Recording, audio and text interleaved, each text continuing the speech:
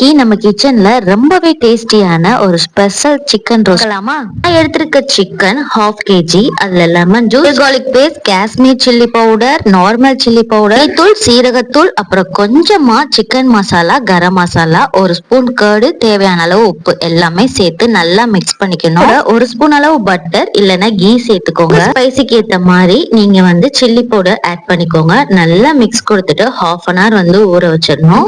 ஒரு கடாய் எடுத்து அதுல ஆயில் ஊத்திட்டு அதுல ஒரு பெரிய வெங்காயம் தின்னா ஸ்லைஸ் பண்ணிருக்கேன் கோல்டன் ப்ரௌன் வர வரைக்கும் நல்லா ரோஸ்ட் பண்ணி எடுத்து வச்சுக்கணும்.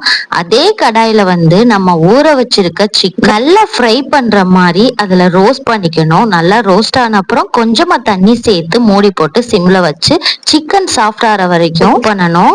இப்போ வந்து ஒரு சீக்ரெட் டிப்ஸ் இருக்கு. அந்த கோல்டன் ப்ரௌன் ஆனியனை வந்து கொஞ்சம் கேஷ்யூநட், சோம்பு, பெப்பரிக்கா பவுடர் சேர்த்து நல்லா மிக்ஸி ஜார்ல ஸ்மூத்தா பேஸ்ட் பண்ணி வச்சுக்கோங்க. பேஸ்ட்டை சிக்கன்ல ஆட் பண்ணிக்கணும். கொஞ்சம் மிக்ஸி ஜார்லயும் தண்ணி அலசி அதுல ஊத்திட்டு நல்லா மிக்ஸ் பண்ணிக்கோங்க. இப்ப சிக்கன் வந்து நல்லா மசாலா கோட் ஆகும்.